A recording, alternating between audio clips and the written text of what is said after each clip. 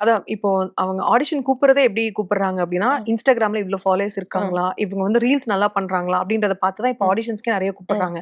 ஆக்சுவலா அது ஒரு பிளாட்ஃபார்ம் தான். நம்மளோட டேலண்ட்ட காட்டுறதுக்கு அது ஒரு பிளாட்ஃபார்ம். சூப்பரான விஷயம், கரெக்ட்டான விஷயம். பட் அதுல ஒரு 10 பேர் ரீல்ஸ் பண்றாங்கன்னா, 10 பேருக்குமே நடிக்க வருமான்னு கேட்டா, சுத்தமா நடிக்க வராது. அதுல ஒரு 4 பேர் சூப்பர் பெர்ஃபார்மரா இருப்பாங்க. இப்ப அவங்களுக்கு ஆப்பர்ச்சுனிட்டி குடுக்குறாங்கன்னா ஓகே. இப்ப செலக்ஷனே எப்படி இருக்குன்னா, 10 பேர்ல 2 பேர் தான் பெர்ஃபார்ம் பண்ணுவாங்க. அந்த 2 பேர தள்ளி வச்சுட்டு 8 பேருக்கு ஃபாலோவர்ஸ் அதிகமா இருப்பாங்க. மில்லியன் ஃபாலோவர்ஸ் இருப்பாங்க. இப்போ எப்படி அவங்க ஜட்ஜ் பண்ண ஆரம்பிச்சிட்டாங்கன்னா, அந்த 8 பேர நம்ம மில்லியன் ஃபாலோவர்ஸ் இருக்கவங்கள கமிட் பண்ணா, நம்ம பண்ற ப்ராஜெக்ட்ட மில்லியன் ஃபாலோவர்ஸும் பார்ப்பாங்க அப்படின்னு நெனைக்கிறாங்க. பட் அப்படி கிடையவே கிடையாது. இப்ப 10 பேர் ரீல்ஸ் பண்றாங்கன்னா, 5 பேர் உண்மையிலே டேலண்டடா இருப்பாங்க. இன்னொரு 5 பேர் வந்து டேலண்டே கிடையாது. நம்ம ஏதாவது ஒண்ணு பண்ணா ஆடியன்ஸ் ஃபாலோவர்ஸ் வரும், லைக்ஸ் வரும். இந்த லைக்கும் கமெண்ட்டுக்காக பண்றாங்கல்ல, லூசுத்தனமா பண்ணுவாங்கல்ல. சோ அவங்களுக்கு ஃபாலோவர்ஸ் வருவாங்க. உண்மையிலே 5 பேர் நடிச்சிட்டு இருப்பாங்க நல்லாவே அதே ரீல்ல. அதே ரீல்க்கு நீங்க பண்ணாலுமே எமோஷனலா சில பேர் அழகா பண்ணியிருப்பாங்க. ரீல்ஸ் பண்றதும் அவ்ளோ சாதாரணமான விஷயம் கிடையாது. எனக்கெல்லாம் ரீல்ஸ் பண்ண வரவே வராது சுத்தமா. நான் எவ்வளவு கஷ்டப்படுவேன்னு எனக்கு தான் தெரியும்.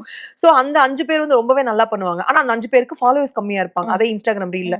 இன்னொரு 5 பேர் நடிக்கவே தெரியாது, ஒண்ணுமே பண்ண தெரியாது, டான்ஸ் ஆட தெரியாது, லூஸ் மாரி பண்ணுவாங்க. அவங்களுக்கு நம்மலாம் இப்ப என்ன எது காமெடி பண்ற மாரி இருக்கும், எது கலாய்க்கிற மாரி இருக்கும், அத தான நம்ம ரொம்ப லைக் பண்றோம். சோ ஆப்வியஸா நம்ம அங்க ஒரு லைக் பட்டன தட்டுவோம். அவங்களுக்கு ஆட்டோமேட்டிக்கா லைக் போகும்.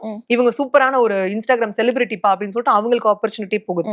அதுலயுமே பாதி பேருக்கு போக மாட்டேங்குது, பாதி பேருக்கு தான் போகுது. சோ இந்த 2 பேர தாண்டி தான் பின்னாடி இருக்காங்க தெரியுமா ஒரு கூட்டம். ஓகே ஆப்பர்ச்சுனிட்டி வரும், ப்ராஜெக்ட் பண்ணுவோம்னு. இவங்களலாம் தாண்டினதுக்கு அப்புறம் தான் பின்னாடி இருக்க பேருக்கே இப்ப ஃபோக்கஸே ஆகுது. ஓகே. இப்ப காஸ்டிங்கே ஒரு நம்பர்ஸ் கேம் மாரி. ஆமா, ஒரு ஃபாலோவர்ஸ் கேம் மாரி ஆயிடுச்சு ஆக்சுவலா. YouTubeல எவ்ளோ சப்ஸ்கிரைபர்ஸ் வச்சிருக்காங்க, Instagramல எவ்ளோ ஃபாலோவர்ஸ் வச்சிருக்காங்க, சோஷியல் மீடியால இவங்க எவ்ளோ ட்ரெண்டா இருக்காங்கன்றது மட்டும் தான் இப்ப காஸ்டிங்லயே பார்க்க ஆரம்பிச்சுட்டாங்க. ஓகே.